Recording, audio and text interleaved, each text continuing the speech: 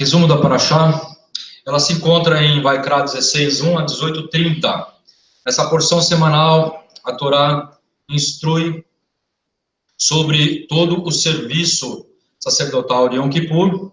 Esse inclui diversos ritos de purificação, preceitos e ordenanças de jejuns e confissões públicas de pecados do povo, bem como cerimônias de aspersão de sangue no Kodesh HaKodashim, e o sorteio de 2 animais, um para ser imolado como oferta pelo pecado de todo o homem de Israel, e outro seria conduzido ao deserto. Portanto, refere-se às transgressões do povo.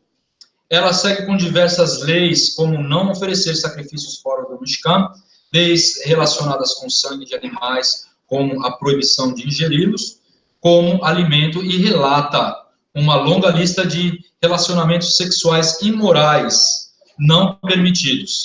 A Parashá finaliza exortando aos Bnei Israel a obedecerem os preceitos do Eterno para se santificar e não seguir os costumes repugnantes praticados pelas nações. Ahareimot significa depois da morte dos 2 filhos de Aron, Nadav e Aviú. São recomendações que o Eterno faz a Aron em relação ao serviço sacerdotal no tabernáculo. Diz assim: e falou o Eterno a Moshe depois da morte dos 2 filhos de Aron que morreram, quando se achegaram diante do Eterno. Disse, pois, o Eterno a Moshe: dize a Aron, teu irmão, que não entre no santuário em todo o tempo para dentro do véu, diante do propiciatório que está sobre a arca, para que não morra, porque com uma nuvem eu aparecerei sobre o propiciatório. Com isso virá Aron a santidade, com um novilho de Hatat e um carneiro de Olá. Primeiro ponto que eu queria destacar aqui seria a questão da Kedushá, da santidade, né? Chegar à presença do Eterno envolve santidade. O Eterno é santo e não permite que nada chegue diante dele sem estar em santidade, sem ser algo separado, sem ser algo preparado. E por meio de uma cobertura sacrificial. Não podemos chegar diante do Eterno sem essa cobertura.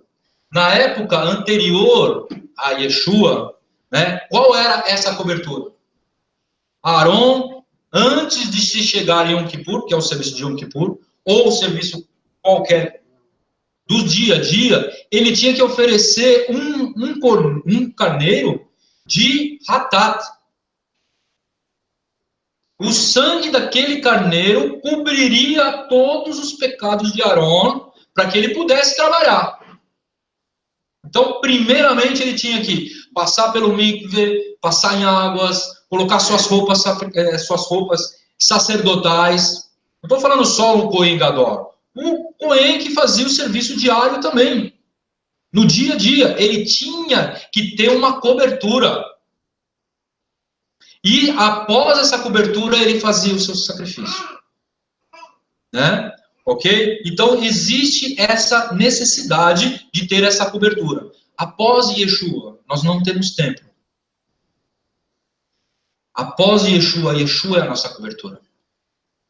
Ele nos faz chegar diante do Eterno isento de todo o pecado. Baruch Hashem. Baruch Hashem. Por essa razão, o texto diz: não entreis no santuário em todo o tempo para dentro do véu, diante do propiciatório que está sobre a arca, para que não morra. Né? Estar diante do Aron HaKodesh, na presença divina, sem a cobertura, né, específica, é expor a sua própria vida. Eles entraram no Kodesh HaKodashim sem essa cobertura, e por isso eles foram fulminados. Sob o sacrifício de Yeshua HaMashiach, temos condições de estar na presença divina e nos expor, né, diante de Deus, diante da santidade, porque Ele nos proporciona essa santidade. Hebreus 10, 19 a 22 vai dizer o seguinte: tendo, pois, irmãos, ousadia para entrar no santuário pelo sangue de Yeshua, pelo novo e vivo caminho que ele nos consagrou, pelo véu, isso é, pela sua carne, e tendo um grande sacerdote sobre a casa de Deus, cheguemo-nos com verdadeiro coração, em inteira certeza de fé, tendo nos corações purificados da má consciência e o corpo lavado com água limpa. Baruch Hashem. Então aqui o autor de Hebreus nos traz esta visão de que, chegando diante da presença santíssima do Eterno, nós estamos cobertos pelo sacrifício de Yeshua, que nos proporciona entrar mesmo no Kodesh HaKodashim, no Santo dos Santos. Baruch Hashem. Porque o véu foi rasgado e existe agora um caminho. Um caminho de se achegar ao Eterno Deus e não ser fulminado. Baruch Hashem.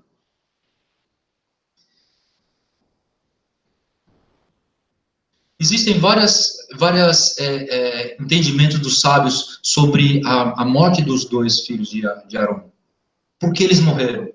O texto diz, parece dizer duas evidências. Mas, além dessas duas evidências, existem muitas especulações. E todas essas especulações, elas têm base. Né? Joséfo, no livro de Antiguidades 3, de 8 a 7, ele diz o seguinte, resumindo, né, que a tradição do período, nós temos que lembrar que Flávio Joséfo é do século II, né, do século I para o século II. Ele estava na batalha de 135, século II. Então, tudo que ele escreve, né, ele vai retratar uma parte da tradição do segundo século. Ok? É como, por exemplo, na Septuaginta, quando houve a tradução do hebraico para o grego no segundo século antes de Mashiach, os 70 rabinos que fizeram a tradução da Torá, eles colocaram na tradução do grego, eles colocaram a tradição como os rabinos entendiam o texto no período. Então, toda tradução de um texto, ela vai implicar numa interpretação.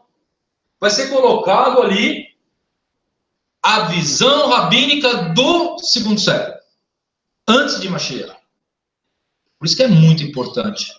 Né? A gente vai ver, por exemplo, a tradução da Torá para o aramaico, John Kellos, ele vai escolher as palavras que correspondem à tradição do período.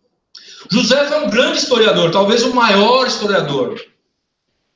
Judeu, vai falar sobre tradição judaica desde Gênesis. E ele coloca assim, que segundo, o judaísmo não é unânime, os sábios não são unânimes. A gente vai pegar o Talmud, a Mishnah, a gente vai ver 3, 4, 5 pontos de vista, e que vai ser uma discussão ali, e de vez em quando vai ter um consenso. Chega a um consenso, sim, rabino tal está com a razão. Mas às vezes não chega a consenso. E a questão da morte dos dois filhos de Arão não se chega a contexto. Não se chega ao consenso. Consenso. Tá difícil aqui. Agora fechando. Mas Joséfo fala de uma visão. Uma delas diz o seguinte, que eles quiseram fazer o uso de métodos sacrificiais antes utilizados. A partir do momento que Moshe subiu naquele monte, ficou 40 dias lá e recebeu a Torá oral, ou seja, como ia fazer a capará do animal, como ia fazer a cortina do templo, como ia ser preso, porque ele viu o Beit HaMikdash, ou o Mishkan celeste, e ele tinha que fazer segundo aquilo que ele viu. E ele foi e pôs as suas mãos sobre Bezalel, fazendo a Shemichá, e Bezalel começou a ver aquilo que Moshe viu. É interessante isso. E ele fez segundo a visão de Moshe Rabbeinu. Antes, os sacrifícios eram feitos por quem? Pelos primogênitos. Depois do pecado do bezerro de ouro, os Koanim foram separados para o sacrifício, para o sacerdócio. E José fala aqui, eles não esperaram saber todos os detalhes. Então eles não fizeram da forma certa, eles pegaram um fogo estranho. Nós vamos falar um pouquinho sobre isso mais para frente. O Midrash Vaikra Rabá, que é um comentário de Vaikra, okay, feito pelos rabinos, é um Midrash, ou seja, é uma anotação da tradição, da interpretação do livro de Vaikra, do livro de Levíticos. Vaikra Rabá diz o seguinte, ele atribui razões, inclusive Kaparat Hador. O que seria Kaparat Hador? Seria a expiação da geração. Certo? Que é um sacrifício para a geração. Eles serviram indiretamente de um tipo de expiação. A gente vai ter muitas interpretações. Nós não concordamos com todas as visões, como por exemplo esta. Eu não concordo, mas eu respeito. É uma visão, né? Agora, é interessante isso no judaísmo, mostrar isso no judaísmo, porque quebra todo aquele argumento antimissionário, antes de Yeshua, que diz que o Eterno não recebe sacrifício humano. Certo? Os rabinos dizem aqui que foi. Alguns entendem que foi. Que, na verdade, eles não pecaram. O Eterno pegou eles como expiação de pecado para a geração. Eu não acredito nisso. Mas, a gente vê que a visão judaica, né, uma parte da visão judaica, ela estabelece isso, né? Mas indiretamente a gente pode até reconhecer uma certa verdade nisso, né? A gente vê em Isaías 53, né, essa concepção judaica que inclui esse conceito, né? Mesmo que nesse caso não corresponda. Mas a morte dos filhos de Arão serviu como testemunho e lição, né? Uma lição objetiva e factual aos Bnei Israel, para que haja temor, reverência, zelo com o serviço na casa do Senhor. Isso serviu como uma lição aos Bnei Israel. Não se achegue a toda hora no templo. Não se achegue sem cobertura. Não se achegue como de qualquer jeito. Né? Outras interpretações vão falar sobre essa questão, o Márcio.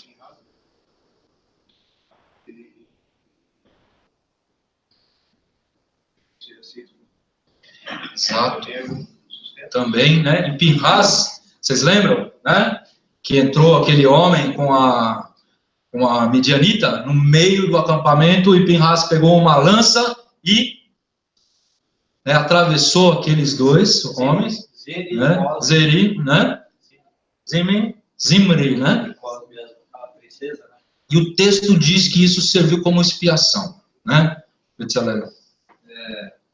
E os filhos de Arão, né, chegaram num tempo que não era determinado, da maneira errada, um pouco estranha, várias outras coisas que a Torá vai falar também. Mas mesmo assim, o Cohen Gadol, uma vez por ano quando entrava, antes de entrar ele tinha que pegar o incensário e fazer uma fumaça muito intensa, para aquela fumaça entrar, né, abrir a cortina e aquela fumaça entrar para dentro do Santo dos Santos.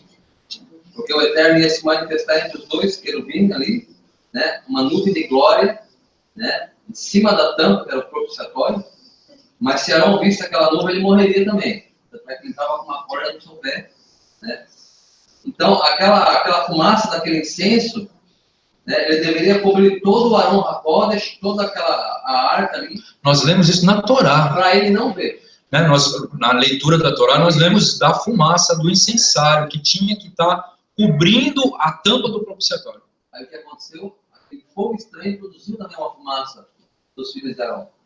Mas era uma fumaça que não veio do Eterno, que não foi tirado do altar. O Eterno mesmo acendeu o primeiro fogo ali no altar. Então, aquilo ali protegia o Cohen Gadol, mesmo uma vez por ano, de entrar e não morrer. Porque se ele vê aquela faísca, aquela fagulha da glória, ele era fulminado também. E daí nós vamos entender que o incenso, né, representa a intercessão do próprio Mashiach. É ele, essa fumaça, essa nuvem que nos cobre, né, de nós se aproximarmos do Pai, mas não sermos fulminados. É ele que faz essa intercessão, essa fumaça que nos protege para não ser... Faz a ligação, né?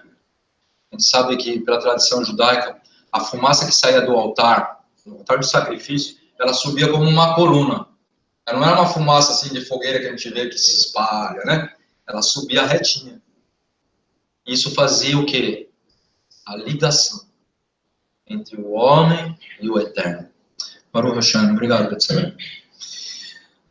Então, de certa forma, nós vamos ter uma lição que foi dada. O Eterno utilizou essas duas vidas, que eram sacerdotes. Os dois, né, eles estavam na hierarquia sacerdotal só abaixo de Arão.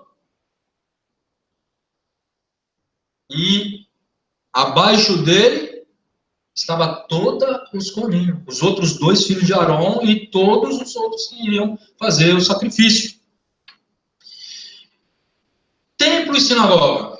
Templo são diferentes em santidade? Sim. Sim ou não? Sim.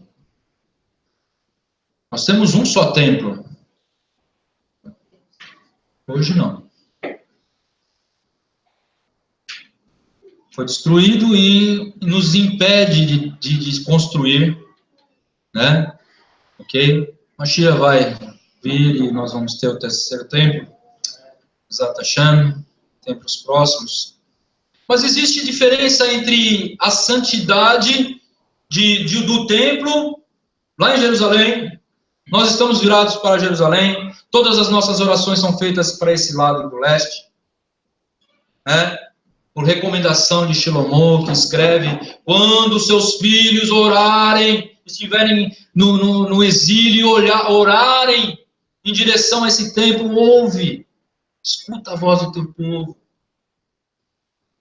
Nós temos diferença de santidade, só que a sinagoga é um lugar onde reúne os santos, onde reúne o povo de Israel, para quê? Para louvar, engrandecer, exaltar, atribuir glórias e vitórias ao Eterno, santificar o nome do Eterno. Toda vez que o nome do Eterno é dito nesse lugar, a gente fala Barehu, Baruch Shmo, bendito é o nome do Eterno, Baruch Hashem. Sim, mas devemos ter menos temor e menos rigor de santidade na sinagoga, porque não é o templo, sim ou não? Aqui habita a presença do Eterno. Baruch Hashem. Yeshua fala: onde estiverem dois ou mais reunidos em meu nome, ali eu estarei. O Espírito de Elohim se faz presente onde o povo de Deus se reúne para glorificar o nome do sagrado, bendito seja ele.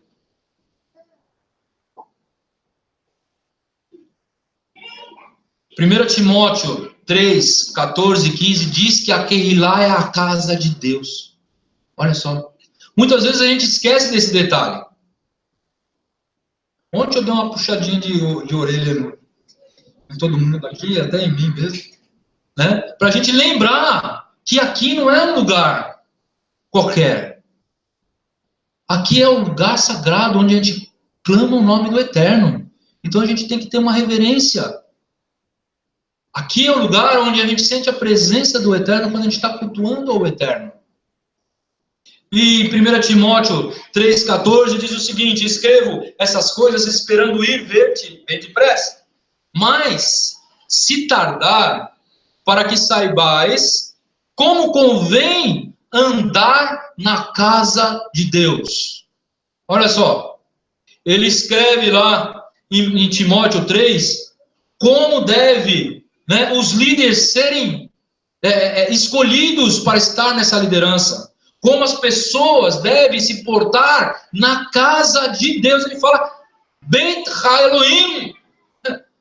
Beit HaElohim. Aqui é Beit HaElohim. Nós não podemos nos tratar como se trata num restaurante. A gente não pode tratar aqui como se trata na sala da nossa casa. E nem na cozinha. Aqui é um lugar que deve ser reverenciado. Nós, por questões de espaço, nós temos um espaço bem pequeno, temos poucas pessoas. Nós comemos aqui. Certo? Às vezes, quando vem gente, às vezes até dormimos aqui. Mas numa sinagoga tradicional, onde tem outros espaços, ou messiânica mesmo, não se come na frente do Aron HaKodesh. Não se dorme na frente do Aron HaKodesh. Se reverencia o lugar onde a palavra do Eterno é pronunciada. Como nós não temos outro lugar, a gente utiliza esse lugar. Até que a gente consiga um outro lugar para fazer isso. E Baruch Hashem, em breve conseguiremos, né? Exato Hashem, né? Vamos para lá, põe em cima, dos lados. Baruch Hashem. Nós temos que reverenciar esse lugar, gente. Reverenciar esse lugar. Baruch Hashem. Yeshua, antes do seu sacrifício de Pêssah, ele limpou o Hametz da sua casa. Yeshua não tinha casa, ele dormia onde ele era convidado, né? Mas onde era a sua casa? No templo. Ele foi lá, né? Eu até peguei o texto aqui. João diz o seguinte, 2:15-17, tendo feito um azorrag de cordas, né? Um chicote. Ele lançou todos fora do templo, também os bois e ovelhas, e espalhou o dinheiro dos cambistas e derrubou as mesas, e disse aos que vendiam pombas, tirai daqui estes, não façais da casa do meu pai, como casa de vendas, casa de lucro. No outro texto de Mateus ele diz, um covil de ladrões, e os seus discípulos lembraram do que está escrito pelo profeta, o zelo da tua casa me devorou. O zelo da casa do Eterno, é isso que nós temos que ter mais. Baruch Hashem, zelo da casa do Eterno. A gente não tem um outro lugar que a gente se reúne, a gente tem aqui na Britolã, e é um lugar onde a gente tem que ter zelo. Aprender a isso. Aqui Yeshua, ele expulsou todos esses cambistas, e esses cambistas estavam, sabe aonde? No pátio dos gentios. Porque no pátio dos judeus era santidade pura.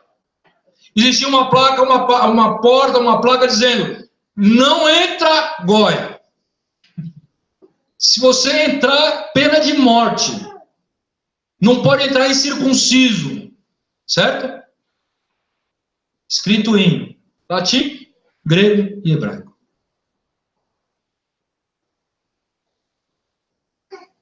E naquele pátio dos gentios, é gentil mesmo, né?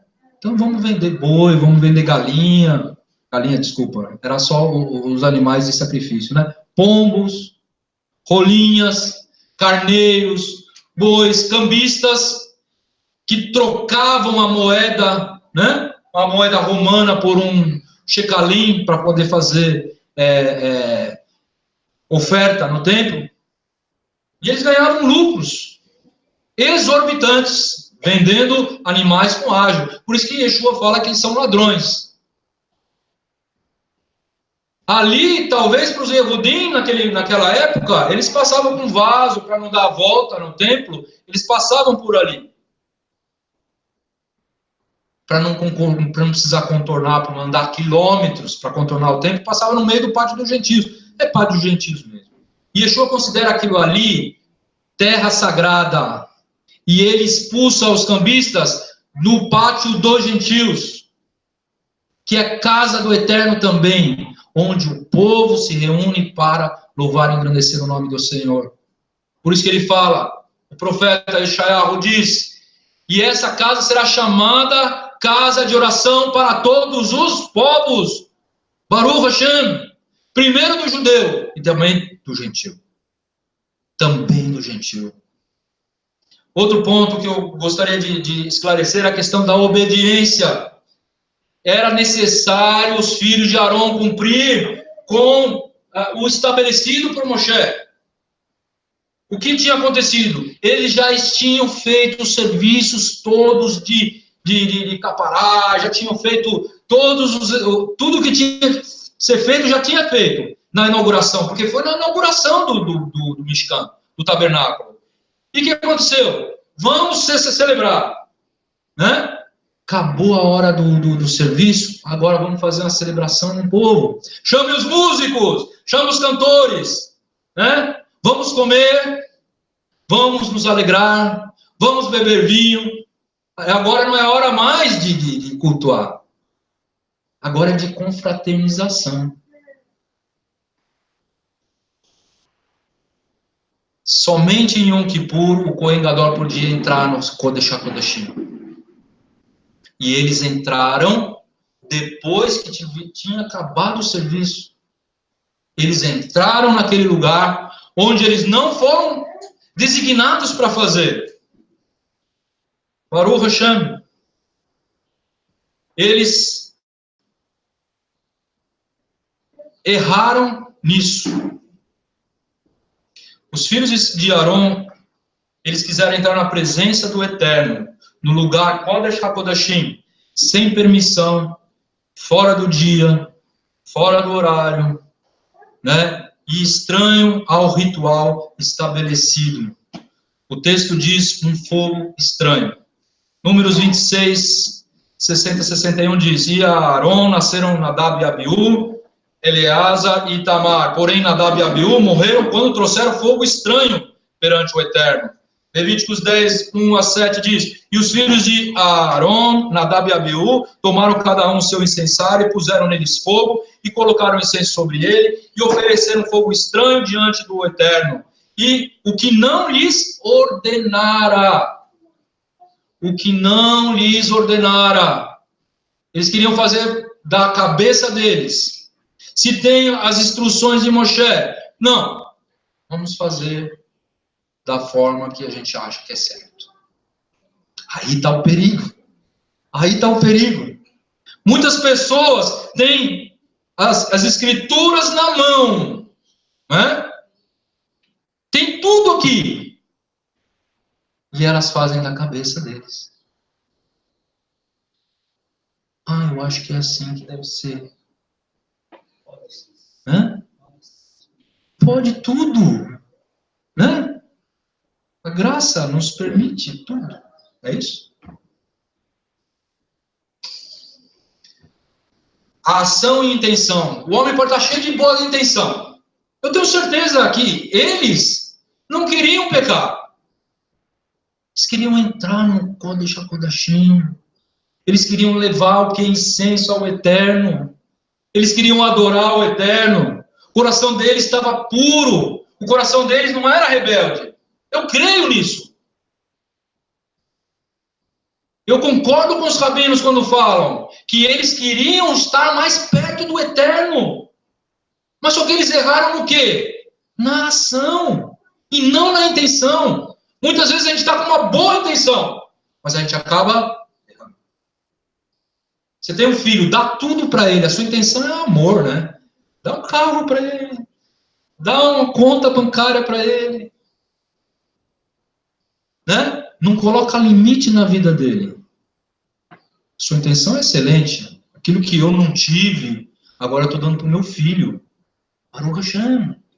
Isso é louvável, não é bonito? Agora não coloca limite. Ele vai acabar com a própria vida. Sua intenção é excelente, mas você fez o mal. Você fez o mal. Quando a gente repreende o filho, dói mais na gente. Quando um líder repreende suas ovelhas, dói mais no líder. Mas a gente não pode deixar passar. Porque senão, vai dar problema lá na frente. Os 2 filhos de Arão, eles estavam com o coração no Senhor, mas fizeram de uma forma errada.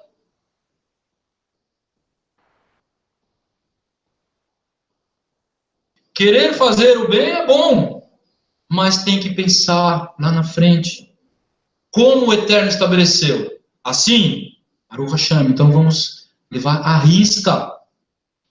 É interessante, o texto mesmo diz, se você não entrar, você morre. Se você fizer isso, você morre. Se você fizer aquilo, você morre.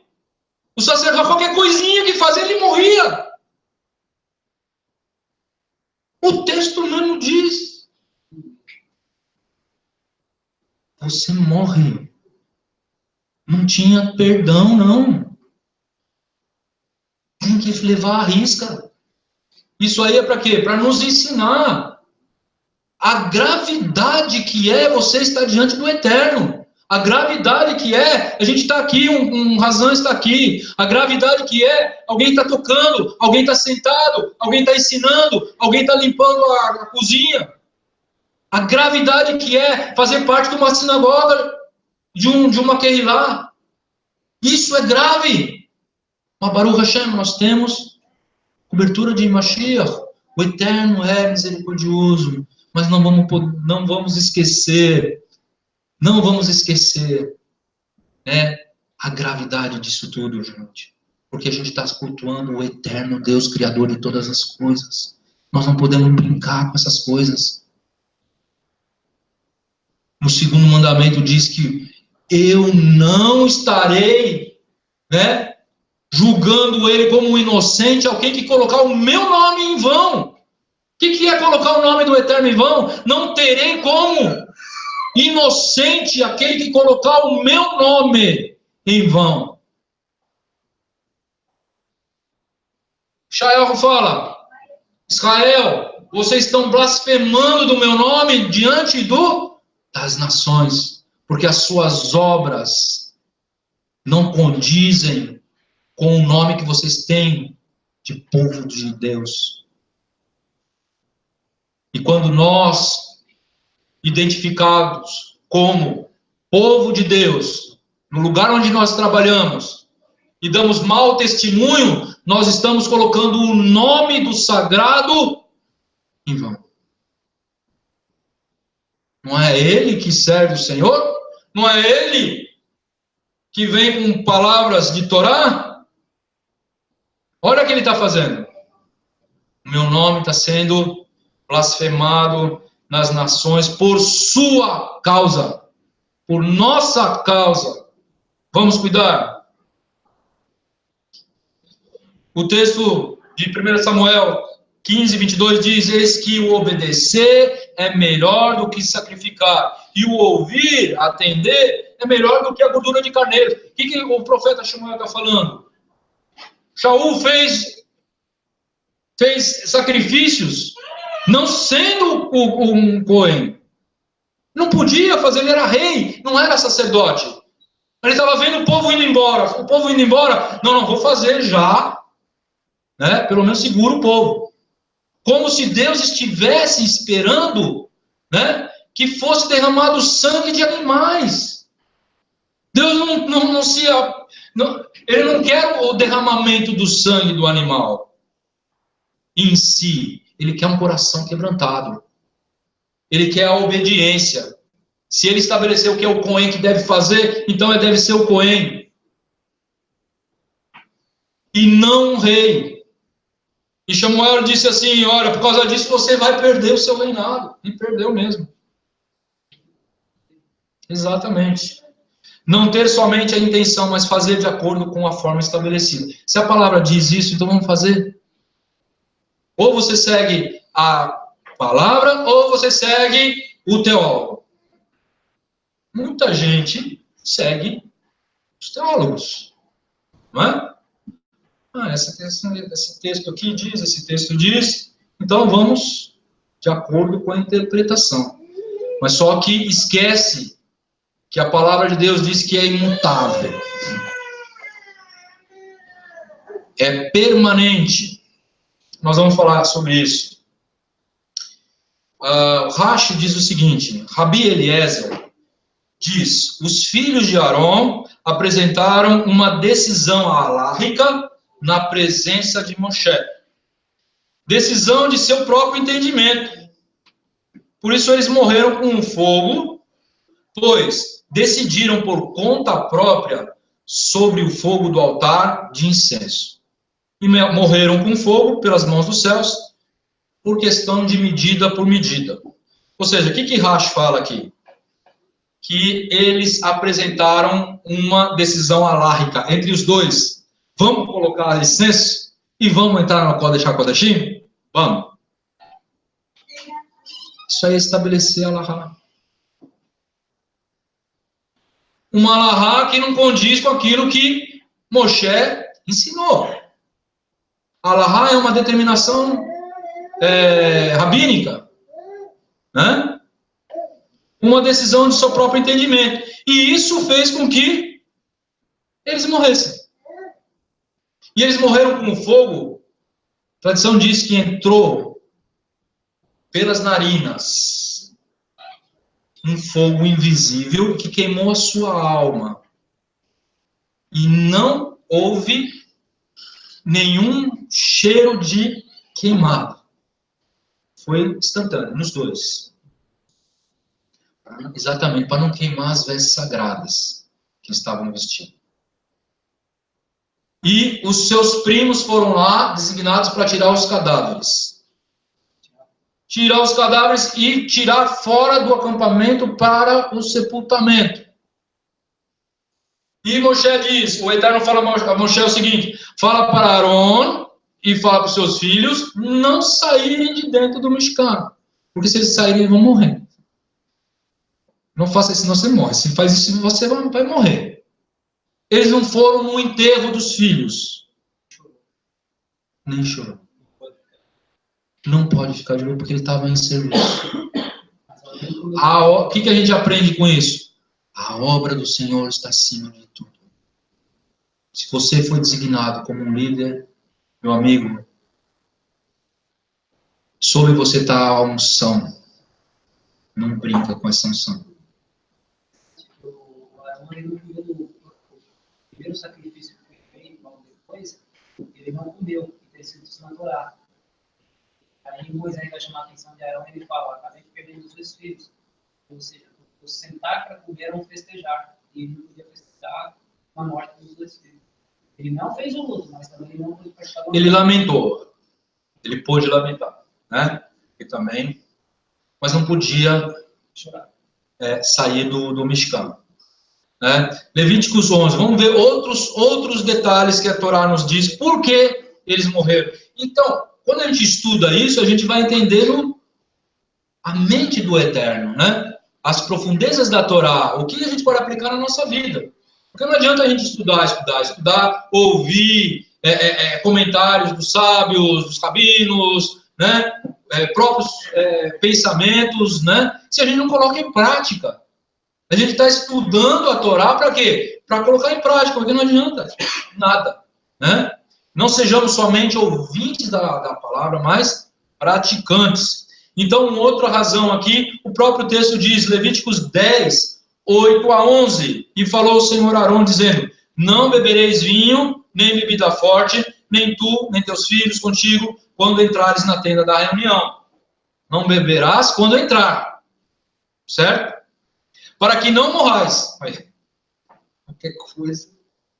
Qualquer coisa já morria, gente. Estatuto perpétuo. Estatuto perpétuo. O que quer dizer isso? Nós vamos ver. Será isso entre as vossas gerações para fazer diferença entre o santo e o profano, entre o limpo e o imundo, para ensinar aos filhos de Israel todos os seus estatutos que o Senhor lhe tem falado por meio de Moshe. Vamos ir por partes, né? Não beberás quando entrares na tenda da reunião, para que não morras. Isso é estatuto perpétuo, para fazer diferença entre o santo e o profano, e para ensinar os estatutos. Não bebereis quando entrares na tenda da reunião. Vai Rabá 12. Comentário rabínico da Mishnah. Rabi Ishmael diz: porque eles entraram no santuário, embriagados por vinho, pois a Torá advertiu a não entrar no santuário depois de beber vinho.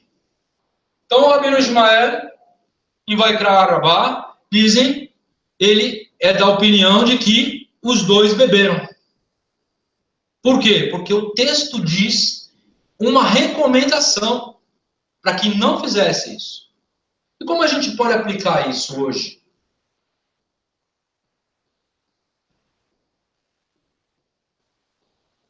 Rav Shaul fala o seguinte, Tito 1,7, porque convém que o Rosh seja irrepreensível, o líder seja irrepreensível, como dispenseiro da casa do Eterno. Mais uma vez, eu escolhi esse texto, tinha outros textos, né? Eu escolhi esse aqui porque fala da casa do Eterno também. Aqui é casa do Eterno. Não soberbo, não iracundo, nem dado muito ao vinho. Nem espancador, nem cobiçoso, nem de torpe ganância. Que não está proibindo a bebida, né? Não é que está proibido. A gente vê que Yeshua transformou também o suco em vinho, né? A água em vinho, desculpa. Lembrei do suco porque tem pessoas que interpretam como suco, né? Mas o suco também transformou. A gente não pode fazer apologia à bebida alcoólica. Né? Mas também a gente não pode proibir aquilo que o Eterno liberou, gente. Isso é. A gente não pode proibir. Isso é fazer alahá, né? Onde não tem. É verdade. Agora, esse conceito a gente pode ver o seguinte. Se os dois morreram por terem ingerido vinho e depois foi fazer um serviço sagrado no Santo dos Santos, nós também não podemos beber e vir aqui e falar ou louvar o Eterno. Certo ou não? Não podemos, gente. Ora para tudo. Ora para louvor, ora para adoração, para estudo da palavra, estudo da Torá. Temos que estar em santidade. Hora de reunir o povo, né? Fazer aquele churrasquinho kasher, né? Vamos tomar um pouquinho de vinho? Pode tomar um pouquinho? Pode. Sim. Baruch Hashem. Não pode se embriagar. Então nós temos que ter o equilíbrio. Temos que ter o equilíbrio. Baruch Hashem. Estatuto perpétuo. O que seria essa questão? Estatuto perpétuo é cláusula pétrea. Sabe o que é cláusula pétrea? É imutável. Você tem a Constituição que tem algumas cláusulas pétreas. Não me lembro se é o artigo 5º. Né? Não pode mudar. Não pode mudar. Você pode mudar tudo, menos isso. Num contrato. Entende? Você pode mudar tudo, menos isso aí. Entende? Na Torá também tem cláusulas pétreas. Não pode mudar. O que não pode mudar? Toda a lei. Toda a lei não pode mudar. Yeshua falou, não vai cair uma vírgula da Torá. Tudo é cláusula pétrea. Principalmente estatuto perpétuo. Isso é estatuto perpétuo em vossas gerações. Não pode. O que a gente for pegar tudo isso? Não é um estudo sobre isso aí. A gente pode até fazer um dia. Mas o que está? Shabat, circuncisão, festas bíblicas, dentre kashrut, dentre outras. Não pode mudar. Está lá na Bíblia, cláusula pétrea, não muda. Números 15, 16, eu peguei um texto, além daquele outro que nós lemos. Um mesmo estatuto haja para vós, ó congregação, e para o estrangeiro que entre vós peregrina. Por estatuto perpétuo nas vossas gerações, como vós, assim será o peregrino diante de vós. Perante o Eterno, uma mesma lei e um mesmo direito haverá para vós e para o estrangeiro que peregrina convosco. Para o estrangeiro que peregrina, ok? O que é isso? Se a pessoa peregrina está junto de uma congregação judaico-messiânica, participante do mesmo corpo, então a mesma lei para o Yehudi é a mesma lei para aquele que está no meio dos Yehudim. O Ger Tzadik, o Ger Toshav. Não tem essa desculpa de dizer, eu sou gentil, estou aqui, não sou combinado. Exatamente. A Torá, nós sabemos que existem leis para os Yehudim e leis também para os Goim, certo? Em Atos 15 diz o seguinte, eles estabeleceram algumas leis ali, certo? Estabeleceram algumas leis, não comer sangue, né? Imoralidade, uma série de coisas, injustiça, está tudo relacionado lá. Mas no versículo embaixo desse texto, de Atos 15, ninguém fala. Todo mundo pula. Porque está escrito lá, porque aos gentios existe todo o Shabat, a lei que é ensinada na sinagoga. Ele não é obrigado a chegar e já cumprir tudo, ele não pode cumprir tudo. Não precisa fazer o Brit Milá, não precisa fazer a circuncisão de cara. Paulo fala, vocês Gálatas, que estão se submetendo a fazer a circuncisão, porque acham que Yeshua não é o suficiente Salvador, vocês estão caindo da graça. Nada adianta mais. O Goi, né, o não-judeu, ele pode servir ao Senhor incircunciso. Baruch Hashem. A salvação não vem pela lei. A salvação dele não vem pelo cumprimento das mitzvot. Mas ao judeu que nasce judeu, ele necessita de cumprir toda a lei. Não para ser salvo, porque ele já nasce salvo de uma certa forma. Porque ele entra na aliança quando ele nasce. Na cabeça do não-judeu, é difícil entender isso. Mas, na verdade, todo ser humano que nasce, ele já nasce salvo. Porque criança não tem pecado, meu irmão. Uma criança que morre, ela não vai ser condenada. Ela perde a salvação. Porque ela se contamina com pecado e não tem aquela cobertura. Você entende?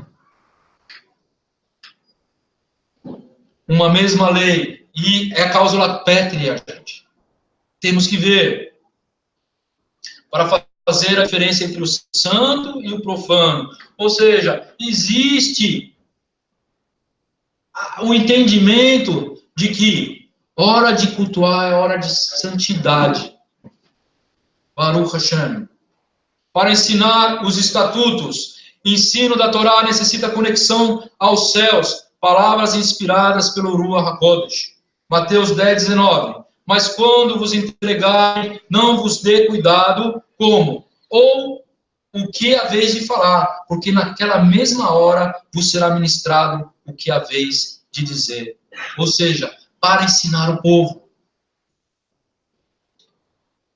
Não irá beber o vinho para que você esteja apto para ensinar o povo. E quando a gente está ensinando o povo, nós temos uma conexão direta com o Eterno através do seu Ruach HaKodesh. Orai e vigiai, estar atento espiritualmente, por causa do discernimento espiritual. Hora de uma coisa é uma coisa, a hora de outra é outra, Baruch Hashem. Para finalizar, vou pular mais um.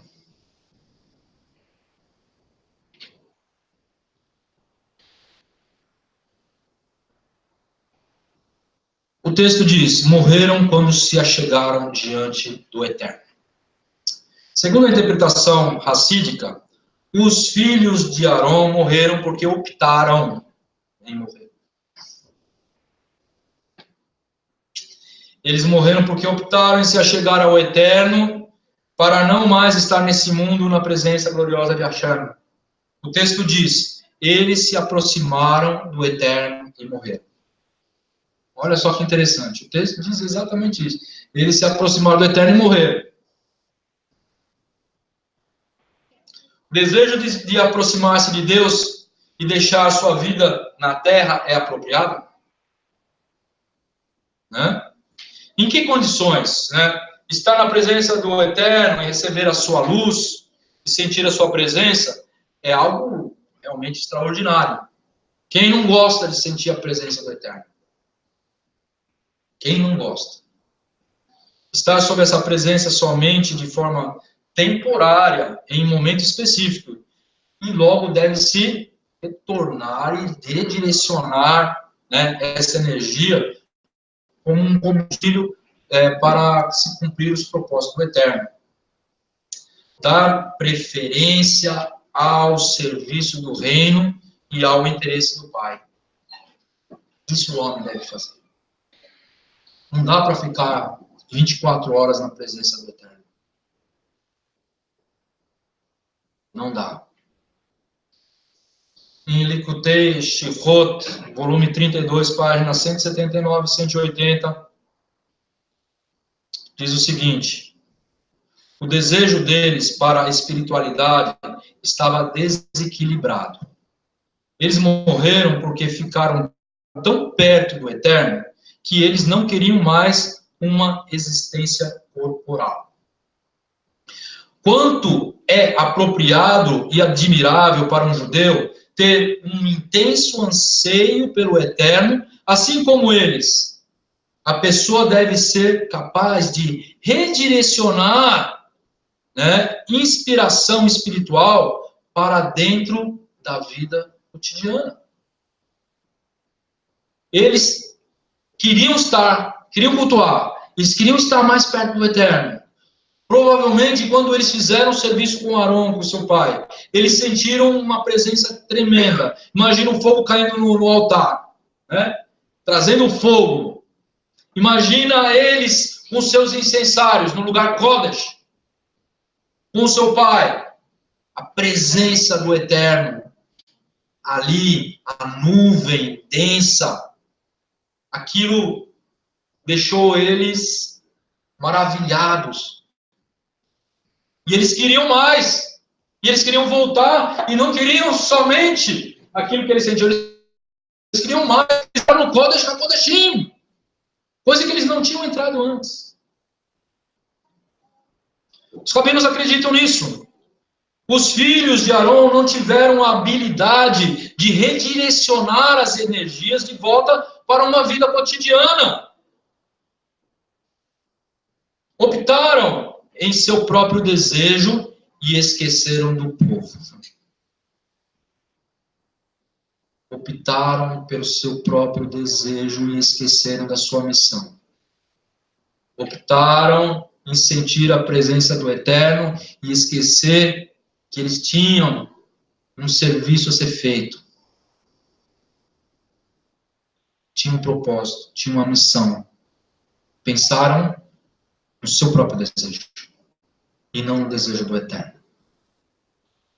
O Rebbe Menachem Schneerson, ele vai falar aqui na Shirat Shabbat, Parashah Harei, eu tirei do Rumash Gudnik, página 129, ele diz o seguinte: se não existe um momento na vida da pessoa em que ela simplesmente deseja de deixar os confins de sua existência corpórea e se aproximar do seu Criador, então falta a esta pessoa certa sensibilidade espiritual. Olha o que o Rebbe fala aqui.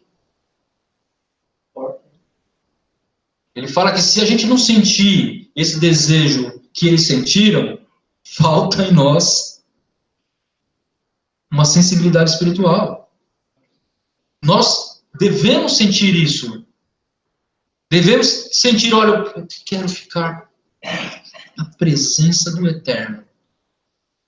E eu prefiro do que ficar nessa luta dessa vida. Portanto, deve-se compreender que Deus colocou a alma no corpo com um propósito. E a oscilação harmoniosa dessas duas emoções opostas, ou seja, ficar com Deus e não ficar no mundo, ou ficar no mundo, mas no dia a dia, estar com Deus também, mas não naquela presença. Essa harmonia desses dois sentimentos é o que nós devemos buscar. Quando a gente está reunindo aqui, a vontade é que a gente suba, né? Ou que o céu desça. Baruch Hashem. Mas quando a gente sai lá para fora, a gente tem coisas para fazer. A gente tem missão para fazer. Experiências místicas. Nós temos experiências com o Eterno. E não é toda hora. E nós não podemos esquecer das experiências que nós tivemos com o Eterno. Não podemos esquecer. Rejeitar esse evento como se fosse puramente emocional, proporcionado pela imaginação ou manipulação emocional de terceiros, é uma afronta diante do Eterno. Porque o Eterno nos dá presentes, o Eterno nos faz um presente com a sua presença, e depois lá no futuro a gente fala, aquilo lá foi da minha cabeça. Lamentável. Lamentável. Deve-se então almejar ter experiências místicas na presença da Shekinah, como evento de saciar a sede da presença divina, e não somente isso, mas para adquirir dons espirituais. É porque nesta presença que nós recebemos os dons espirituais, meus irmãos. Não é quando a gente está dormindo, não é quando a gente está andando de carro, é quando a gente está na presença do Eterno e a gente sente algo especial em nossas vidas e ali é dado os dons espirituais para que você possa trazer esses dons espirituais para o crescimento do corpo e não seu. Tudo em conjunto, tudo em conjunto, tudo em conjunto. É aqui que nós recebemos os dons. Rav Shaul fala que nas imposições de mãos eles recebiam os dons. Aonde? Num lugar onde está a presença de Deus. E não no seu chuveiro, e não na sua cozinha. É quando está reunido o povo, quando o povo está em uma só direção. Baruch Hashem. Nadav e Aviú falharam em não canalizar o seu propósito ao Eterno na esfera terrena. Eles tinham uma missão. Todo judeu é responsável pelo seu irmão. Isso é uma premissa judaica. Está no Pirkei Avot. Todo judeu é responsável pelo outro. É mais dar do que receber. Yeshua ensinou isso. Né? Em Atos 25. Só em Atos diz esse texto. Não diz em nenhum dos 4 Bessorot. Né? Diz o seguinte: temos mostrado em tudo que, trabalhando assim, é necessário auxiliar os enfermos e recordar as palavras de Yeshua HaMashiach, que disse, mais bem-aventurado coisa é dar do que receber. Mas nesse mundo, no século 21, é melhor receber. É básico. O importante é ser feliz. Não é isso que o mundo diz? Importa. Você tá triste com o seu casamento, né, de 25 anos? O importante é ser feliz. Separa. O importante é você. Né? Seus filhos, eles dão um jeitinho, sua esposa também arruma outra, também ela quer ser feliz. mentalidade egoísta, uma mentalidade egocentrista. O povo de Deus não é egocêntrico, o povo de Deus dá e depois recebe. Dá primeiro, depois recebe. E se não receber, o Eterno te dá. O judaísmo reprova a falta de cuidados com o povo, a ganância, o egoísmo, a individualidade, a insensibilidade. Rav Shaul teve a mesma percepção que os rabinos dizem aqui, lá em Filipenses 20, 25. Só que ele optou pelo lado bom. Olha lá o que diz. Segundo a minha intensa expectação e esperança de que em nada serei confundido, antes, com toda a confiança, Mashiach será, tanto agora como sempre, engrandecido no meu corpo, seja pela vida, seja pela morte. Porque, para mim, o viver é Mashiach, e o morrer é ganho, é lucro. Mas, se o viver na carne me dá fruto da minha obra, não sei, então, o que devo escolher, a morte ou a vida, ele está falando. Mas, de ambos os lados, estou em aperto, tendo o desejo de partir, tendo o desejo de estar com o Eterno, como os filhos de Arão. Ele tinha desejo de morrer e estar com o Senhor. E estar com Mashiach, porque isso é ainda muito melhor. Ele estava num nível espiritual que ele tinha percepção, ele já tinha subido no terceiro céu, né? Ele sabia como é que era o negócio lá em cima. Né? Era muito melhor do que ficar apanhando aqui na terra, né? Né? Foi fustigado com varas, né? Por 3 vezes, né? Tomou 40 chibatadas menos uma, foi apedrejado, né? Perseguido até pelos seus irmãos. Mas julgo, olha só, mais necessário, por amor de vós, ficar na carne. Eu julgo mais necessário, por amor de vós, ficar na carne, e tendo essa confiança, sei que ficarei, e permanecerei com todos vós, para proveito do vosso gozo e gozo da fé. Só, nós precisamos pensar mais nos outros. No meio judaico-messiânico, a gente vê muita gente indo embora. Indo embora do movimento. Por quê? Porque é melhor para ele estar no meio dos judeus tradicionais.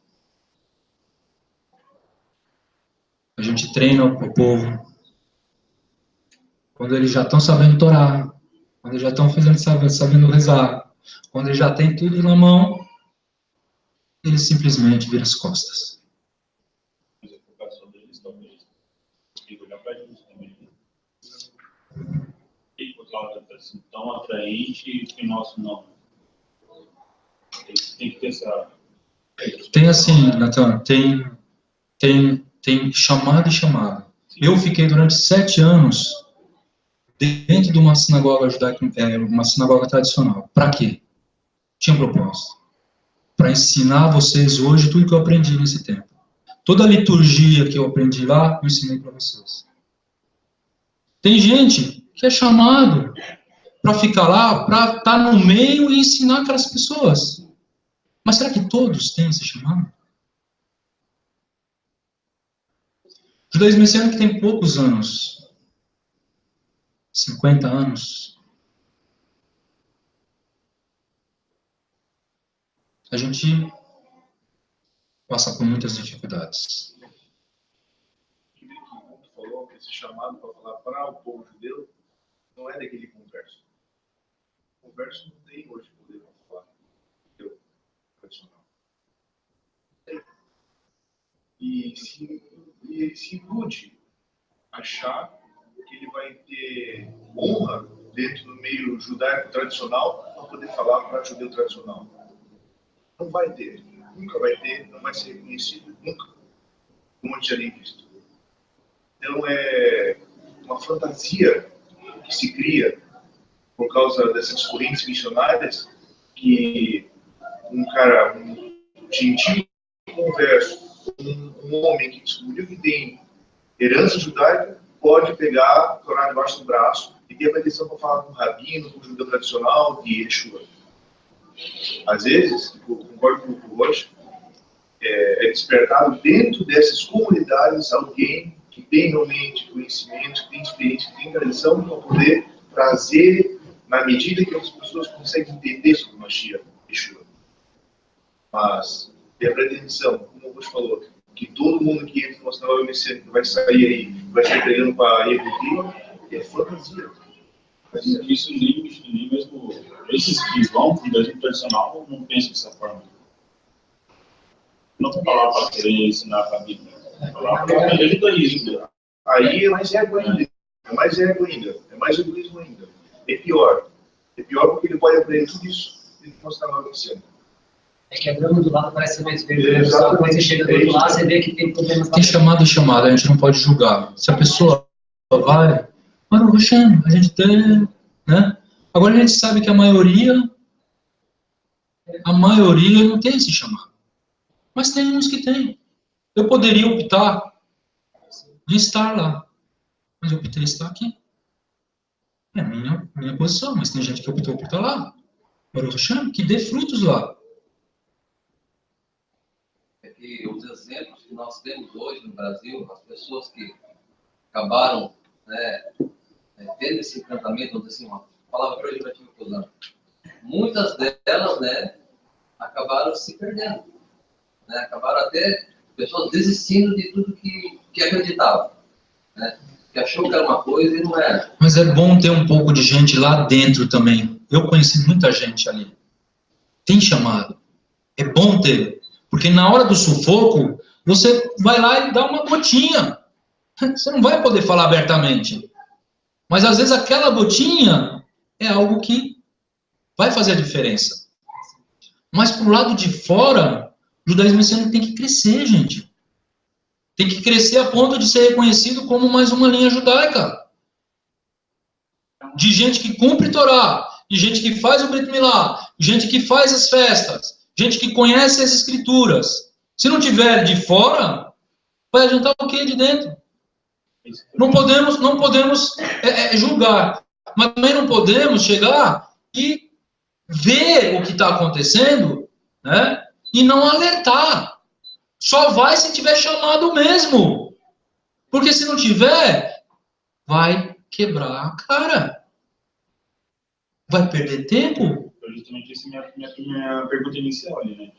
A gente precisa nos certificar, né? A gente crescer e evoluir. Exatamente, Natan. A gente precisa de pessoas que vivam o judaísmo.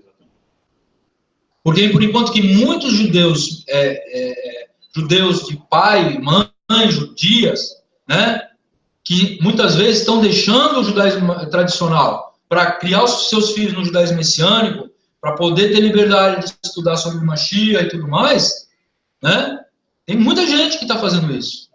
Temos mais, hoje, onde a gente tem mais judeus tradicionais crendo em Yeshua é hoje. Nunca teve tanto judeu crendo em Mashiach. Não é verdade? Baruch Hashem. E esses precisam de um lugar para isso. O judaísmo messiânico tem que abrir possibilidade para que eles possam estar. Nós estamos numa cidade que quase não tem judeu. Mas nós temos São Paulo, nós temos Curitiba, nós temos Porto Alegre, os grandes centros judaicos no Brasil, que precisam ter sinagogas messiânicas adequadas para poder receber judeus que vivam o judaísmo. E, infelizmente, muitas pessoas vêm para o judaísmo messiânico somente para ser um trampolim para ir para o judaísmo tradicional. Eles não se dizem, eles têm vergonha de ser judeus messiânicos. Eles não se dizem, muitas vezes, não se dizem judeus messiânicos, mas estão dentro da sinagoga messiânica. Deus sabe todas as coisas. O que eu quero chamar a atenção sobre isso, eu não estou julgando ninguém, cada um sabe do que quer. Cada um tem uma direção do Eterno. Nós estamos estudando aqui para isso. E esse é um assunto delicado que a gente está comentando, mas é um assunto que a gente tem que comentar. Deus sabe todas as coisas. Quem é o homem para julgar? Também não sou de acordo em falar, você está saindo do judaísmo messiânico e indo para o judaísmo tradicional, né? Você vai negar Yeshua. Não é isso. Eu tive lá e não neguei. Eu tive lá durante 7, 8 anos. Eu tenho contato há 35 anos e nunca neguei. Porque eu sei em quem eu tenho crido. E nada vai me fazer eu negar o meu Mashiach. Nada. Não vai ser coisa... É esse o ponto, né? Pelo menos na minha visão. A gente voltando os olhos para o primeiro século. Nós vemos o quê? Mais uma linha judaica se formando. Que eram os discípulos de Yeshua. Reconhecidos. E agora, uma grande quantidade de Goy entrando a essa fé, acreditando que Yeshua é o Mashiach, procurando o Deus de Israel. Né? Que é muito dos nossos casos. Nós se achegando ao povo de Israel, né? Aprendendo realmente a Torá na sua essência, como nunca foi ensinado para a gente outro tempo atrás. Só que o que acontece? Nós não somos proibidos de se aproximar do judaísmo ortodoxo, de estudar os rabinos, de estudar Talmud. Ao contrário, a gente incentiva. Isso é bom. Né? Inclusive o próprio Tiago, fala, vocês querem aprender mais? Vão à sinagoga, ao Shabbat. E não era o discípulo de Yeshua, não. A sinagoga dos judeus que ensinavam a Torá, ensinavam a lei de Moisés. Além da deles, né? Que também ensinava também, a mesma coisa. Qual é o problema? Qual é o grande problema? Que eu vejo, a minha visão. É que muitos vão, não estou falando todos, uma parte vai e não quer ser mais discípulo de Yeshua. Pega um outro mestre, seja da atualidade, seja da antiguidade, aí entra né, o caminho, né, de negar, para se formalizar, negar ser discípulo de Yeshua. Então, quando chega nesse ponto, aí a pessoa acaba perdendo a sua própria identidade. É a minha visão. Né? E a salvação também. Dependendo dessa negação, né? Então, Baruch Hashem, o que eu queria destacar aqui é a questão da individualidade, gente. Tá? Isso aí dá pano para manga, né? A gente já conversou sobre isso também em outras ocasiões. Né? O que eu queria destacar é a questão da individualidade. Nós temos que pensar no todo. Quando a gente pensa no todo, Deus está com a gente. Quando a gente pensa em nós mesmos, né, a gente quebra a cara. Porque a gente não recebe os dons para nós mesmos. A gente recebe os dons, seja qual for, para a edificação do corpo. Amém? Que o Eterno abençoe todos nós. Para resumir, né? Obedecer ao Eterno.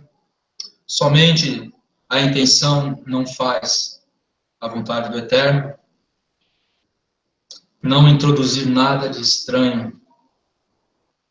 E dar, né? Servir ao reino. Servir ao reino. Se por acaso você está indo servir ao reino, serve ao reino. Aonde você esteja, seja numa sinagoga, né, Breslev, ou seja na Britolã, serve ao reino. Né? Deus vai te usar aonde você estiver. Mas sirva ao reino. Não sirva a você mesmo. Não sirva a você mesmo. Não sirva a você mesmo. Sirva ao reino. Se você está aqui na Britolã, sirva ao reino. Dê preferência ao corpo.